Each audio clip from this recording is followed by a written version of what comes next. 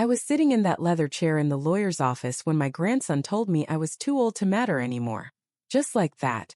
26 years old, wearing a suit that cost more than my first car. And he looked at me, the woman who raised him when his mother couldn't, and told me I could keep the house but the jets were his now, that I had no place in the business Elias and I built together over 52 years of marriage. His fiancée smiled beside him like she'd already redecorated the Gulf Stream in her mind. I felt my heart crack right there in that chair, but I just nodded once and said we'd see about that. My name is Ruth Callahan. I'm 79 years old now, and I suppose I should start this story the way stories ought to be started, from the beginning, or at least from a place where you can understand how a woman my age ended up in a lawyer's office being told by her own flesh and blood that she was too old to be useful anymore.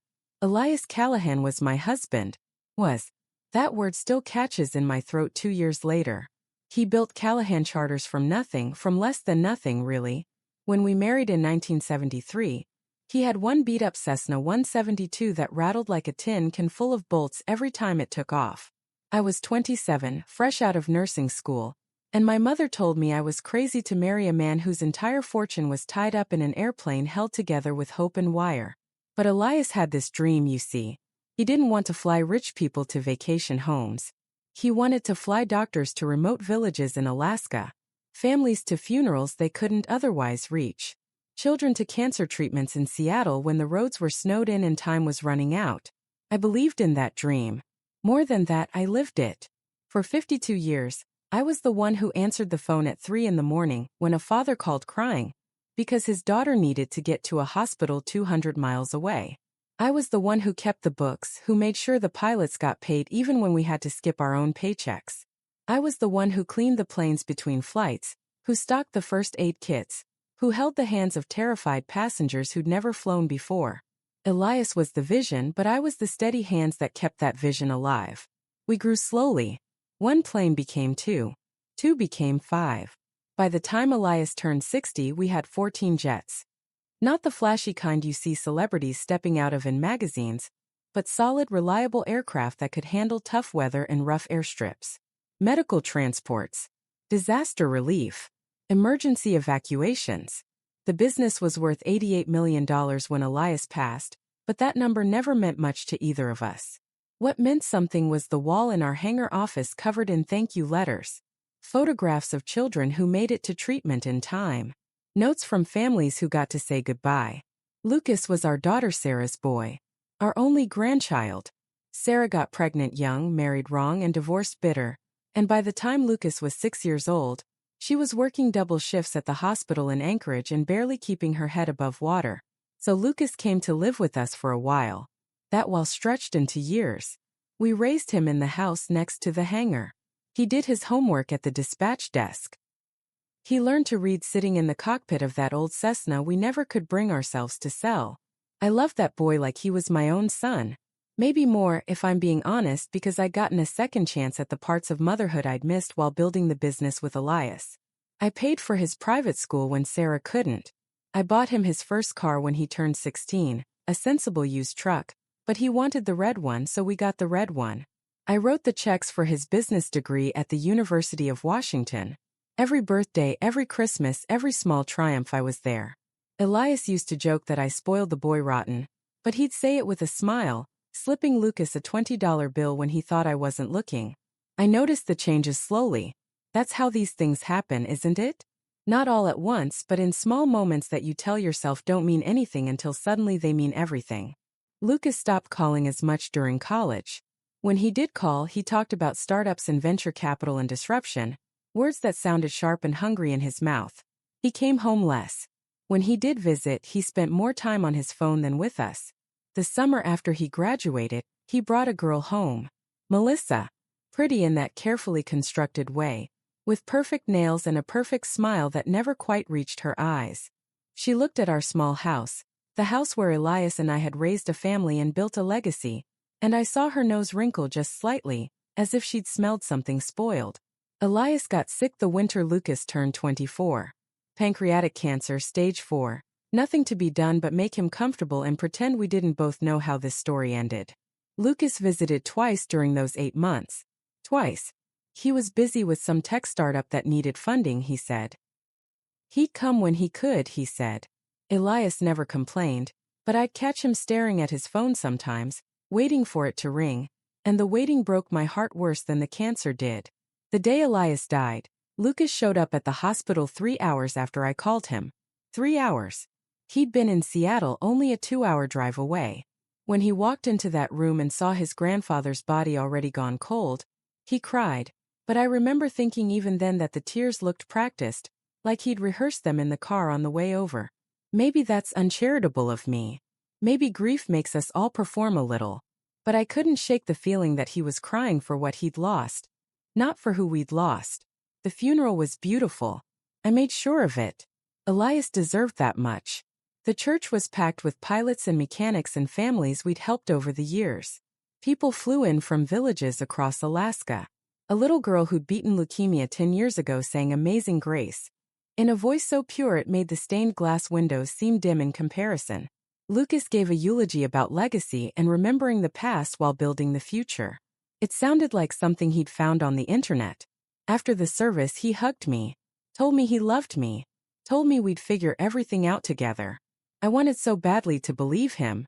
The will reading was scheduled for 2 weeks later.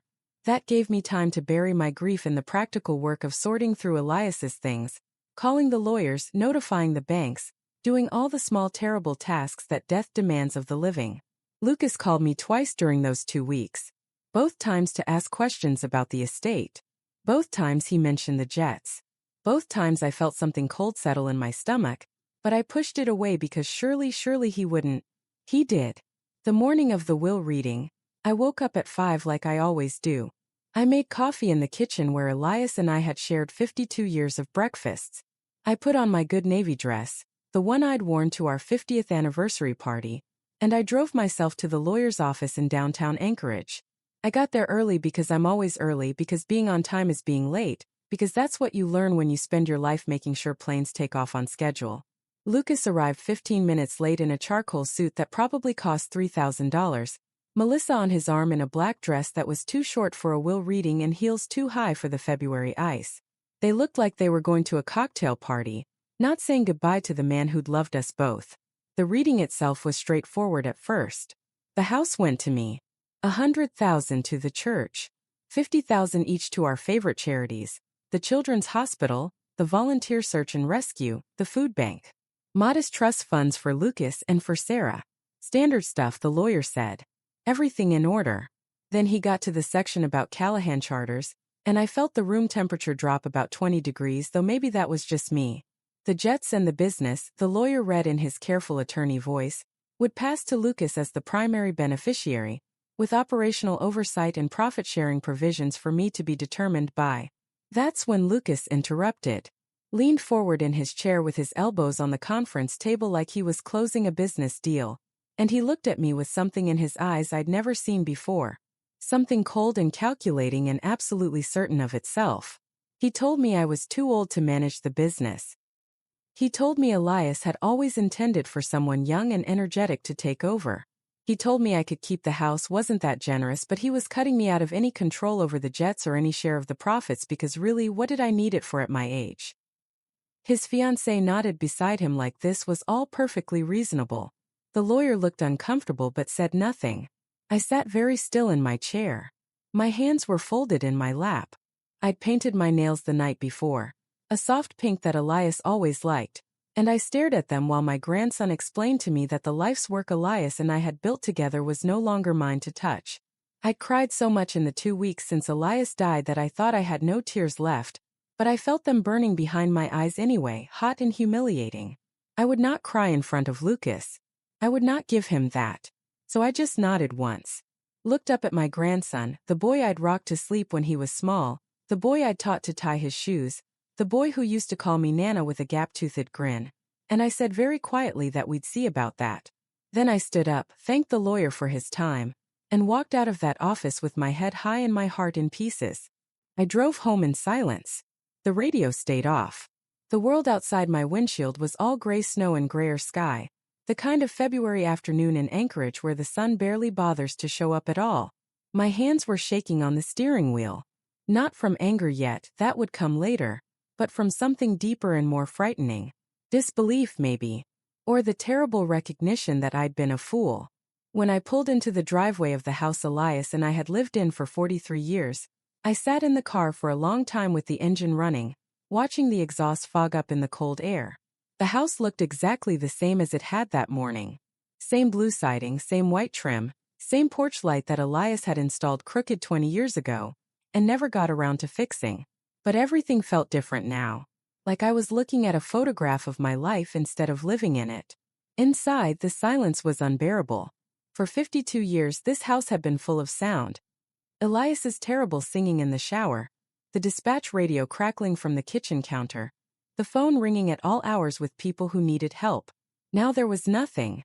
Just the hum of the refrigerator and the creak of floorboards under my feet, and the awful quiet of being alone. I made tea I didn't drink. I sat at the kitchen table where Lucas had done his homework as a boy. I stared at the wall calendar still showing January because I hadn't had the heart to flip it to February yet. Elias's handwriting was all over it. Doctor appointments he'd never make, maintenance schedules he'd never oversee. A note on Valentine's Day that just said, "Ours favorite," with a little heart, reminding himself to buy my favorite chocolates like he had every year since 1973. The memories started flooding back then whether I wanted them or not. Lucas at 7 years old, crying in this very kitchen because his mother had missed his birthday again. I'd held him while he sobbed into my shoulder, and Elias had made chocolate chip pancakes for dinner because that's what you do when a little boy's heart is breaking. We'd told him he was loved. We'd told him he mattered. We'd told him family takes care of family. Lucas at 12, begging to help with the business. We'd let him answer phones, file paperwork, wash the planes on weekends. He'd been so proud the first time Elias paid him $20 for a full day's work. He'd framed that $20 bill and hung it in his bedroom. I wondered if he still had it. I doubted it. Lucas at 16, getting into that truck I'd bought him and driving to school with his music too loud and his smile too big. He'd kissed my cheek and told me I was the best grandmother in the world. I believed him. God help me, I believed every word. The signs had been there, hadn't they? I'd just been too loving or too stubborn or too stupid to see them. The way he'd started talking about money more than missions during college. The way he'd stopped asking about the families we helped and started asking about profit margins. The way he'd looked at Melissa like she was a prize he'd won instead of a person he loved.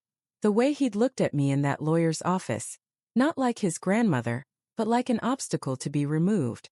I thought about calling Sarah. My daughter deserved to know what her son had done. But what would I say? Your boy just broke my heart? Your boy just stole the legacy his grandfather died building? Your boy turned into someone I don't recognize? Sarah had her own struggles. She didn't need mine piled on top. Besides, what could she do? Lucas was a grown man now, making grown man choices, and those choices had consequences. The afternoon bled into evening. I didn't turn on any lights. I just sat there in the growing darkness, feeling every one of my 79 years settling into my bones. Too old to manage the business, Lucas had said. Maybe he was right. Maybe I was just a tired old woman clinging to the past while the world moved on without me. Maybe Elias would have wanted me to step aside gracefully, to let the young people take over, to spend my remaining years quietly in this house with my memories and my grief. But then I thought about something Elias had told me 3 years ago. Back when his hands still worked well enough to hold a wrench and his mind was still sharp enough to see trouble coming from miles away. We'd been in the hangar late one night, just the two of us, doing the kind of small repairs we'd always done ourselves to save money. He'd stopped working suddenly and looked at me with this intensity one hadn't seen in years. He'd said that Lucas worried him, that the boy had started asking too many questions about the business value, about what would happen when we were gone, about whether the company might be worth more sold off piece by piece than kept whole. Elias had said something else too, something I'd brushed off at the time because I hadn't wanted to believe my own grandson could be calculating about our deaths. He'd said that if anything happened to him, I needed to protect myself, that he'd make sure I was protected, that he'd built something and he'd be damned if anyone took it from the person who'd helped him build it. I hadn't understood what he meant then. I told him he was being paranoid, that Lucas loved us, that blood was thicker than business. Elias had just smiled sadly and kissed my forehead and gone back to his repairs. We'd never talked about it again. But now, sitting in the dark in our empty kitchen, I wondered if Elias had known something I hadn't. If he'd seen the hardness growing in Lucas's eyes before I had. If he'd made plans I didn't know about. I picked up my phone. My hands had stopped shaking, replaced by something steadier. Something that felt almost like purpose. I scrolled through my contacts until I found the number I needed. Harold Vance. Elias's aviation attorney for 40 years. The man who'd filed every FAA form, negotiated every lease, witnessed every signature. If anyone knew what Elias had been thinking in those final years, it would be Harold. The phone rang 4 times before he answered. His voice was warm and familiar and immediately concerned because I never called Harold directly. That had always been Elias's job. I told him I needed to meet with him. Alone. As soon as possible. Tomorrow if he had time. There was a pause on the other end of the line, long enough that I thought maybe the call had dropped. Then Harold said yes, of course he could see me tomorrow afternoon at his office. He asked if everything was all right. I told him I didn't know yet, but I was about to find out. That night I barely slept. I lay in the bed I'd shared with Elias for 52 years, staring at the ceiling, listening to the house settle around me. In the darkness I made myself a promise. Whatever happened tomorrow, whatever I found out or didn't find out, I would not let Lucas erase me. I would not let him pretend that I hadn't mattered, that I hadn't built this business with my own 2 hands right alongside his grandfather. I was too old to manage the jets, was I? We'd see about that. We'd see about a lot of things. Harold Vance's office was in the same building it had been since 1985, on the 3rd floor of a modest brick structure downtown with a view of the inlet when the weather was clear. It wasn't clear that day. The sky was low and heavy, threatening snow, and the wind off the water had teeth. I'd bundled myself in my old parka, the one with Elias's cologne still faintly caught in the collar, and climbed those stairs slowly, my knees protesting every step, my heart hammering in my chest for reasons that had nothing to do with the physical effort. Harold met me at the door himself. He was 72, silver-haired and dignified, with the kind eyes of a man who'd spent 4 decades watching families navigate the complicated business of staying airborne. He'd been at our wedding. He'd been at Lucas's baptism. He'd been at Elias's funeral, standing in the back of the church with tears running down his weathered face. He hugged me carefully, the way you hug something fragile that might break if you squeeze too hard. We sat in his office with its walls full of aviation photographs and framed licenses and certificates. Harold made tea without asking if I wanted any, just set a cup in front of me the way Elias always had, already knowing I'd need something to hold on to. Then he sat across from me at his big oak desk and folded his hands and waited. That was Harold's gift, the ability to wait, to let silence do its work, to understand that sometimes people need a moment before they can find the words for what's breaking them. I told him everything. The will reading, Lucas's declaration, the casual cruelty of being dismissed like a piece of outdated equipment, the way Melissa had smiled, the way the lawyer had said nothing, the way I'd walked out of that office feeling like I'd been erased from my own life story. Harold listened without interrupting, his face growing graver with each sentence, and when I finished he sat back in his chair and was quiet for a long moment. Then he said something that made my breath catch. He said Elias had been in to see him 14 months before he died, that they'd met alone, late on a Friday afternoon, and Elias had been carrying a folder. A specific folder. Harold had filed it away per Elias's instructions, and those instructions had been very clear.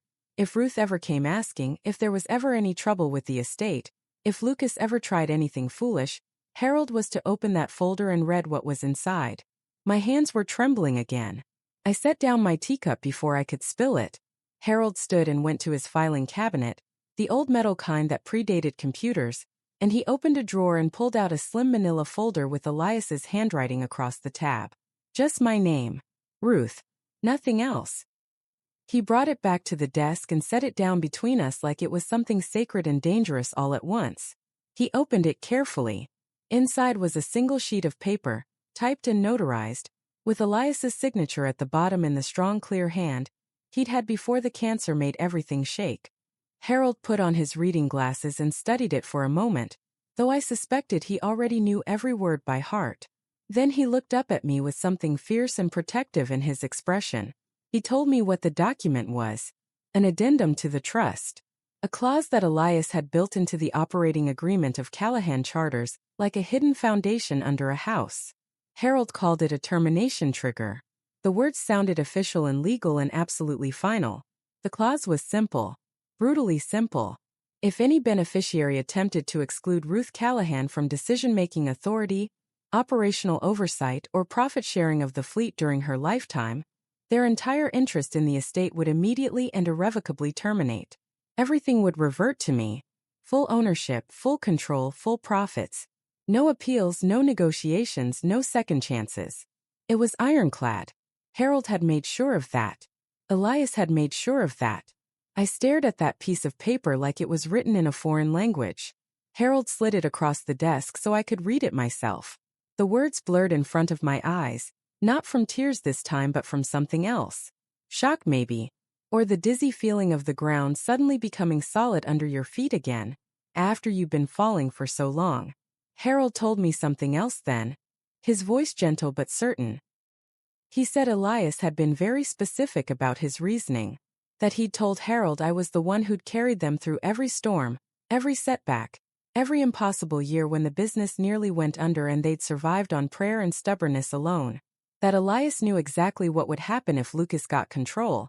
He'd see dollar signs instead of missions, profits instead of people, and everything they'd built would be gutted and sold within 5 years. That Elias couldn't stop it from the grave, but he could make sure I had the power to stop it if I chose to. If anyone ever forgot what really mattered, if anyone ever tried to erase me, Harold said Elias had left him one more message to pass along if this moment ever came.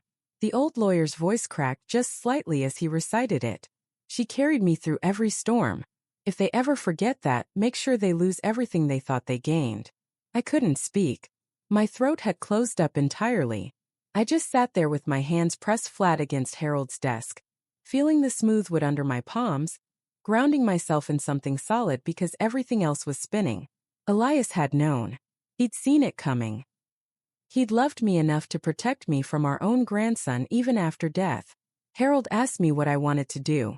The trigger had been activated the moment Lucas declared his intentions in that lawyer's office. All Harold needed was my authorization to proceed, to inform Lucas that his inheritance had just evaporated, to transfer everything back to me where Elias had wanted it all along. But it was my choice. It had to be my choice. I thought about Lucas, about the little boy who'd slept in our guest room and done his homework at our kitchen table, and learned to dream by watching planes take off into impossible skies. About the young man who'd stopped calling, who'd been too busy for his dying grandfather, who'd looked at me like I was disposable. About the stranger in the expensive suit who tried to take everything without even saying thank you. I thought about Elias, about 52 years of partnership in love and shared purpose, about the way he'd always protected me, always believed in me, always made sure I knew I mattered, about how he'd done it one more time from beyond the grave because that's what love does. It protects even when it can't hold your hand anymore. I looked at Harold Vance and I told him to do it, to invoke the trigger, to inform Lucas that his greed had cost him everything. My voice didn't shake when I said it. For the first time since Elias died, I felt like myself again. Lucas called a board meeting for the following Tuesday. Harold informed me with barely concealed satisfaction when he phoned that Friday evening. My grandson had wasted no time asserting his authority, already styling himself as chairman, already making plans to reshape Callahan Charters into whatever vision he'd been nursing in that business school brain of his. The meeting was scheduled for 10 in the morning at the hangar office, the same conference room where Elias and I had made every major decision for 40 years. Harold asked if I'd be attending. I told him I wouldn't miss it for the world. The days between felt strange. I moved through my routines, grocery shopping, watering the plants Elias had loved, sorting through closets I'd been avoiding, but everything had this peculiar quality of waiting, like the held breath before thunder. I didn't call Lucas. I didn't warn him. I just let him make his plans, let him feel powerful and certain, let him believe he'd won. Sarah called on Sunday. She'd heard about the will, about Lucas taking over the business, and she wanted to check on me. Her voice was careful, worried like she was talking to something breakable. She asked if I was okay with everything, if I needed anything, if maybe she should talk to Lucas about including me more in decisions. I told her not to worry, that everything was being handled, that she should focus on her own life and let me handle mine. I don't think she believed me, but she let it go. My daughter had learned long ago that I was stronger than I looked. Tuesday morning came cold and bright. I dressed carefully. Not my funeral navy but a burgundy sweater Elias had always said brought out my eyes, paired with good slacks and the pearl earrings he'd given me for our 50th anniversary. I did my makeup, fixed my hair, looked at myself in the mirror and saw a woman who'd been counted out too soon. I look 79 years old, yes, but I look solid. Determined. Done with being dismissed. Harold picked me up at 9:30. We drove to the hangar in comfortable silence, the kind that comes from decades of mutual respect. When we pulled into the parking lot, I saw Lucas's expensive sedan already there, gleaming in the weak winter sun. Melissa's car beside it. The old mechanics' trucks lined up like they always were, salt-stained and dependable. We walked in through the side entrance, the one that led past the dispatch office where I'd spent so many years answering phones and coordinating flights. The morning dispatcher, Jenny, looked up and smiled at me with such genuine warmth that I nearly cried. She'd been with us for 15 years. She knew what this place meant. The conference room was at the end of the hall. Through the window I could see Lucas already seated at the head of the table, Elias's chair, the one with the worn armrest where his hand had rested through 1,000 meetings. Melissa sat beside him, dressed like she was attending a corporate merger. 3 of our senior pilots were there too, looking uncomfortable. Tom and David and Sarah M., who'd flown for us for over 20 years each. They'd loved Elias. They respected me. They looked trapped. Harold opened the door. Lucas glanced up, clearly expecting just the pilots, and his face went through several expressions in rapid succession when he saw me. Surprise first, then annoyance, then something that tried very hard to look like pleasant welcome but didn't quite make it. He stood up, playing gracious, told me he was glad I'd come, that this was still my home too, that he valued my input even if I wouldn't be involved in day-to-day operations anymore. The words were honey but the tone was dismissal. Melissa's smile was plastic and condescending. The pilots wouldn't meet my eyes. I took a seat near the middle of the table. Harold sat beside me and opened his briefcase with deliberate care, pulling out that slim manila folder. Lucas barely glanced at it. He was too busy launching into his presentation, a PowerPoint of all things projected on the wall where we used to pin thank you letters from grateful families. He talked about modernization and optimization and leveraging assets. He had charts showing how much the jets were worth individually versus as a fleet. He had projections for what they could gain by selling off 2 of the older aircraft and investing in his tech startup, something about AI-driven logistics that would revolutionize the industry. He used words like synergy and disruption. He never once mentioned the families we'd helped or the missions we'd flown or the reason Elias had built this business in the first place. Melissa took notes like this was the most important thing she'd ever witnessed. The pilots shifted in their seats, clearly uncomfortable but apparently unsure how to object. Lucas was building toward a vote, I realized. He wanted it official. He wanted them all to rubber stamp his authority right here, right now, so he could start dismantling everything by week's end. That's when Harold stood up. His voice cut through Lucas's presentation like a knife through silk. He said that before any vote could take place, before any decisions could be made, there was a legal matter that required immediate attention. Lucas stopped mid-sentence, remote control still pointed at his PowerPoint, confusion crossing his face. Harold didn't wait for permission. He simply stated that Lucas Callahan's attempt to exclude Ruth Callahan from operational oversight and profit sharing had triggered a specific clause in the trust documents. He slid the addendum across the table. Lucas picked it up, his expression still more annoyed than concerned, like this was just a procedural nuisance. I watched him read it, watched his eyes scan the first few lines casually, watched the exact moment comprehension hit. The color drained from his face so fast I almost felt sorry for him. Almost. Melissa grabbed the paper from his hands, her perfectly manicured nails leaving little crescents in the margins as she clutched it. She read faster than Lucas had, her mouth opening in a small O of shock. The pilots leaned forward, trying to understand what had just happened. Harold continued in that calm, implacable attorney voice. He explained that effective immediately, Lucas's entire beneficial interest in Callahan Charters was terminated.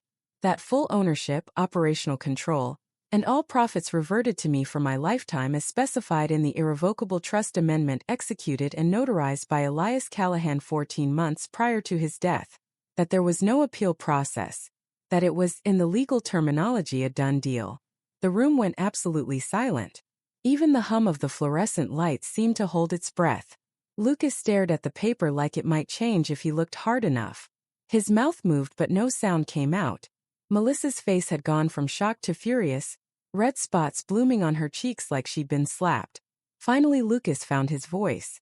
He said it couldn't be legal, that it was unethical, that his grandfather wouldn't have done this, that I must have manipulated Elias somehow, taken advantage of a dying man. His voice got louder with each accusation, panic making him reckless. Harold simply pulled out the notarized original and offered to let Lucas verify the signatures, the dates, the witnesses. Told him he was welcome to retain his own counsel for a second opinion, but that he'd find the document was airtight. Told him that Elias Callahan had been of completely sound mind when he'd executed it, and had in fact been quite specific about his reasoning. I spoke then for the first time since entering the room. My voice was quiet but steady. I looked at my grandson, really looked at him, and told him that his grandfather had built this business to serve people, not profit from them. That Elias had known exactly what would happen if someone who only saw dollar signs got control. That this wasn't about punishment but about protection. Protection of the legacy, protection of the mission, protection of everything we'd built together over 52 years of marriage. I told Lucas that he'd thought the Jets were about money, but they'd always been about service. About showing up when people needed help. About being the kind of people who answer the phone at 3 in the morning and don't ask about payment first. That Elias had protected me because he knew I'd never forget that. And because Lucas had forgotten it, he'd lost everything. Lucas stood up so abruptly his chair tipped backward and clattered to the floor. Melissa was already gathering her things, her hands shaking with rage or humiliation or both. They left without another word, without looking back, the door slamming behind them hard enough to rattle the windows. The PowerPoint was still frozen on the wall, mid-presentation, charts and numbers meaning nothing now. The three pilots sat in stunned silence for a moment. Then Tom started to smile. Then David. Then Sarah laughed just once, a sound of pure relief. They asked me what happened next, what I needed from them, whether they still had jobs. I told them nothing was changing except the name at the top. Same mission, same purpose, same commitment to the people who needed us. We had work to do. Harold packed up his briefcase. Before he left, he squeezed my shoulder gently and told me Elias would be proud. I thought about that a lot in the days that followed, whether Elias would be proud or sad or both. Proud that I'd stood up for myself, sad that it had come to this. But mostly I thought he'd be satisfied. He'd protected me one last time, and his protection had held. The first month after the board meeting was strange in ways I hadn't anticipated. The business ran smoothly. The pilots knew their routes, the mechanics knew their planes, the dispatchers knew their protocols. Nothing actually changed in the daily operations except the signature on the paperwork. But everything felt different to me. Like I'd been given back something I hadn't realized I'd already lost. I started going to the hangar every day. Not because I had to, but because I wanted to. I'd wake up at 5 like always, make my coffee in the quiet kitchen, and drive through the dark Anchorage mornings to the office where Elias and I had spent so much of our lives together. The building smelled the same, jet fuel and coffee and cold air and purpose. It smelled like home. The pilots treated me differently now. Not worse, not better, just more present somehow. Tom started bringing me coffee the way I liked it without being asked. David would stop by my office to run flight plans past me even when he didn't need to, just including me in the conversation. Sarah told me one morning that she was glad I was back, really back, not just signing papers but being part of the family again. I hadn't realized how much I'd been fading into the background until I saw myself through their eyes. Visible again, substantial again, needed again. Lucas didn't call, didn't text, didn't write. It was like he'd erased me as thoroughly as he'd tried to erase my role in the business. Sarah, my daughter, called twice in those first weeks. She was careful, diplomatic, trying to understand what had happened without taking sides. I told her the truth as gently as I could. That her son had tried to push me out of my own life's work, and that his grandfather had made sure that couldn't happen. That I didn't expect her to choose between us. That I understood Lucas was her child and I was just her mother, and those were different kinds of love. She cried on the phone. Asked me if there was any way to fix it. I told her honestly that I didn't know. The weeks turned into months. Spring came to Alaska the way it always does, reluctant and messy and beautiful. The snow melted into mud, the days got longer, and the light came back to the world. I found myself settling into a rhythm I hadn't had since Elias died. Purpose, I realized. That's what I'd been missing. Not just being busy but being useful. Being part of something larger than my own grief. We flew a little girl to Seattle for a bone marrow transplant in April. Her name was Emma, 6 years old, bald from chemotherapy, clutching a stuffed rabbit like it was the only solid thing in her uncertain world. Her parents were terrified and broke, and so grateful they couldn't speak without crying. I sat with them in the cabin during the flight, holding the mother's hand when the turbulence got bad, telling Emma stories about all the brave children who'd flown on our planes over the years. When we landed, Emma hugged me and whispered that I reminded her of her grandmother. I cried in the bathroom at Seattle-Tacoma Airport for 20 minutes after they left. That's when I understood what Elias had really protected. Not the money or the assets or the business structure, but the ability to keep showing up for people when they needed us most. To be the steady hands that held the frightened ones. To be the voice that said yes when everyone else said maybe or wait or we'll see. Lucas would have sold those planes for profit and lost something that couldn't be measured in his spreadsheets. I started making changes slowly. Nothing dramatic, just adjustments that felt right. We updated our medical equipment. Hired another pilot who'd been flying bush planes in Alaska for 30 years and knew every difficult landing strip from Barrow to Ketchikan. Started a small scholarship fund for the children of families we'd helped. Nothing big, just enough for books or fees or the small costs that can be impossible when you're drowning. I used my own money for that. It felt important to keep it separate, keep it clean, keep it about love instead of business. The other pilots started calling me Captain Ruth. It started as a joke. I'd never been a pilot, never had any interest in actually flying the planes, but it stuck. Tom said it was because I captained the whole operation now, kept us on course, made sure we remembered what we were doing and why. I told him that was Elias's job and I was just keeping the seat warm. He said I was wrong about that I'd been doing it all along and just hadn't noticed. I started finding joy in small things again. The way the sunrise looked through the hangar windows. The sound of an engine turning over smooth and clean after maintenance. The smell of fresh coffee in the dispatch office. The weight of a sleeping child in the cabin, finally feeling safe enough to rest.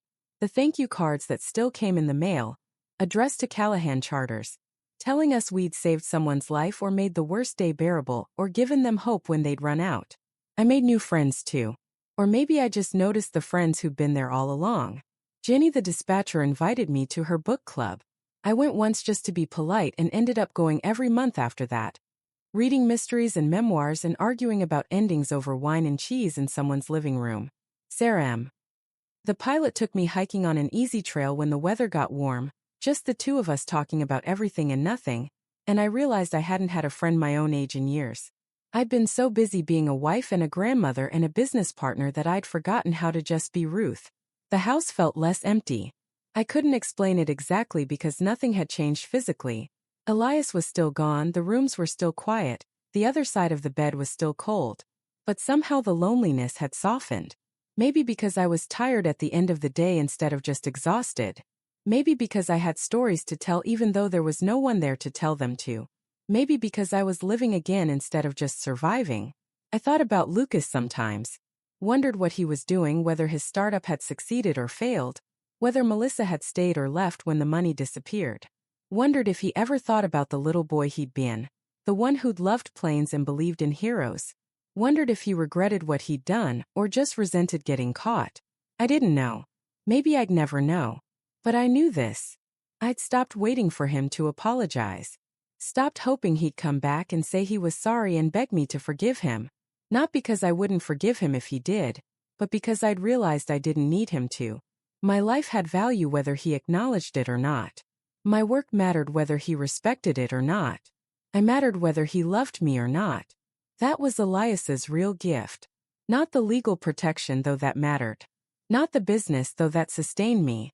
But the reminder, built into trust documents and locked in a lawyer's file, that I was worth protecting. that I'd always been worth protecting, that my love and my labor and my 52 years of showing up counted for something. Summer came. The days stretched long and bright. The planes flew their routes. The families got where they needed to go. And I discovered something I hadn't expected at 79 years old. It's never too late to remember who you are. Autumn came to Alaska like a whisper, turning the birch trees gold and bringing that particular slant of light that makes everything look both beautiful and temporary. I've been running Callahan Charters for 8 months now, and somewhere along the way I'd stopped thinking of it as Elias's business or our business and started thinking of it as simply what I did. The work had become my rhythm again. The way it had been before grief made everything feel distant and unreal. The first Tuesday in October started like any other. I drove to the hangar in the early morning darkness, made coffee in the tiny kitchen, reviewed the flight schedules with Jenny, discussed a maintenance issue with Tom. We had 3 flights scheduled: a medical transport to Juneau, a family emergency run to a village near the Canadian border, and a supply delivery to a research station that was snowed in early this year. Normal. Purposeful. Good. The mail came around 10. Jenny brought it to my office, mostly bills and aviation magazines and the occasional thank you card that still made my eyes sting if I read them too carefully. But at the bottom of the stack was a small envelope, cream-colored and expensive-looking, with no return address. Just my name in handwriting I didn't recognize. Careful block letters like someone had taken time to make it neat. I opened it with my coffee going cold on the desk beside me. Inside was a single photograph, slightly bent at the corners, colors just starting to fade the way old photographs do. It took me a moment to understand what I was looking at, and when I did, my breath caught so sharply that Jenny poked her head in to ask if I was all right. The photograph showed Lucas at maybe 8 years old, sitting in the cockpit of Elias's original Cessna, the beat-up one we'd started with, the one we'd kept in the back of the hangar for sentimental reasons even after we'd moved on to bigger and better planes. Lucas was wearing an old leather jacket that had belonged to Elias, so oversized on his small frame that the sleeves hung past his hands. He was grinning at the camera with that gap-toothed smile I remembered so well, pure joy radiating from his face. And beside him, leaning into the frame, was me. Younger me, maybe 50 years old, my arm around his shoulders, laughing at something. We looked happy. We looked like family. I didn't remember who'd taken the photo. Probably Sarah during one of her rare good weekends when the divorce hadn't been quite so raw, and she'd brought Lucas to visit. But I remembered the day, or days like it, when Lucas had been small enough to believe in heroes and simple enough to think that sitting in a plane made you a pilot. When he'd wanted to be just like his grandfather. When he'd told me he loved me and meant it without complication. There was no note, no explanation, no apology or plea or justification. Just the photograph speaking its own language about who we'd been before everything got complicated and broken. I sat with it for a long time, this small rectangle of the past, feeling things I couldn't quite name. Sadness, yes, for what we'd lost. Anger still for how carelessly Lucas had thrown it all away. But something else too, something softer and more complicated. Memory of love. Acknowledgement that the little boy in this photograph had been real, even if the man he'd become had disappointed me so deeply. I didn't know what Lucas wanted from me by sending this. Forgiveness, maybe. Or just recognition that we'd once been something to each other. Or maybe he didn't want anything at all except to prove to himself that he remembered too, that he hadn't completely erased the parts of himself that had once been capable of uncomplicated love.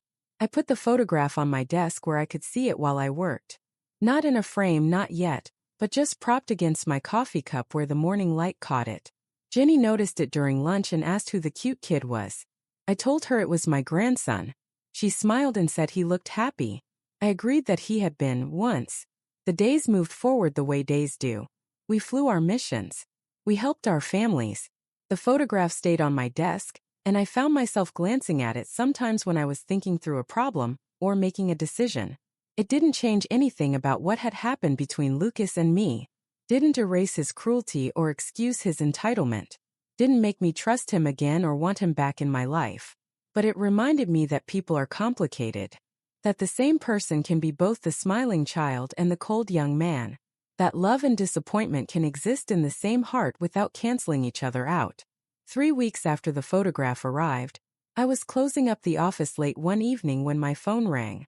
Unknown number. I almost didn't answer, but something made me pick up. There was a long silence on the other end, just breathing, and then Lucas's voice so quiet I almost didn't recognize it. He said my name. Just that. Ruth. Not Nana, not Grandma, just my name, like he wasn't sure he had the right to call me anything else anymore. I waited. Didn't help him, didn't make it easy. If he had something to say, he could find the words himself. The silence stretched out between us, 8 months of absence filling the phone line with weight. Finally he asked if I'd gotten the photograph. I told him I had.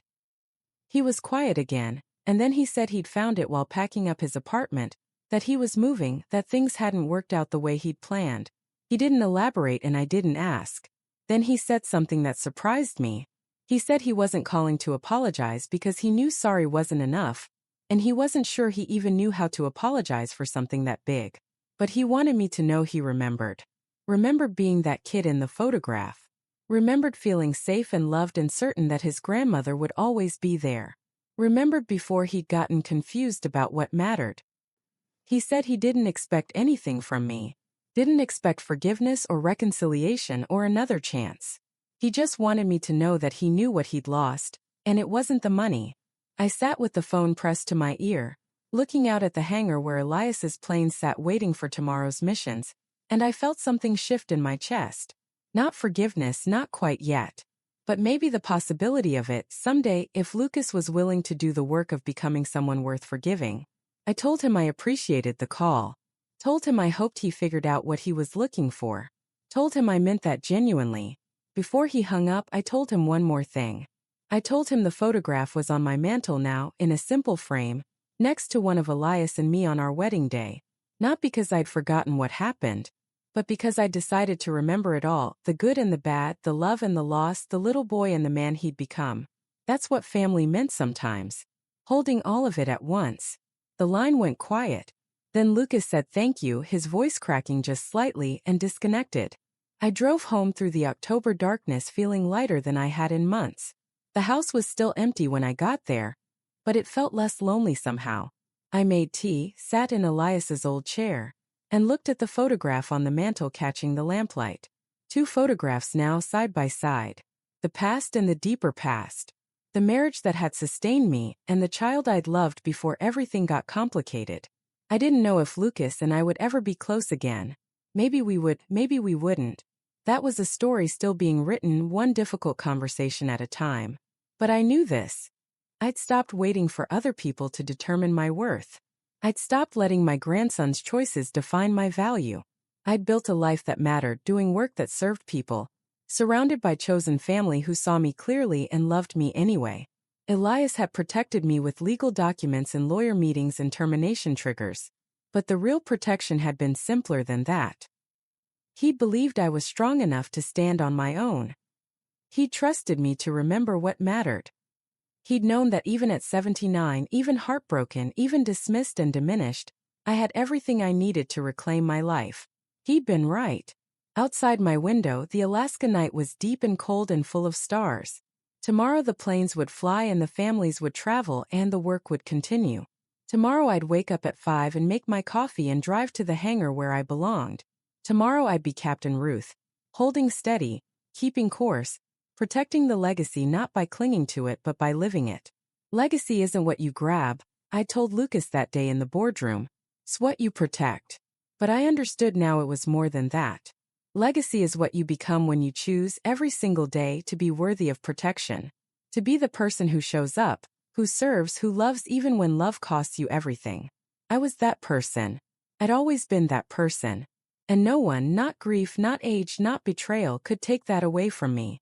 I finished my tea and went to bed in the house I'd shared with Elias for 43 years. And for the first time since he died, I fell asleep not aching for the past but grateful for what I'd become. Stronger, clearer, free. At 79 years old I'd finally learned to fly.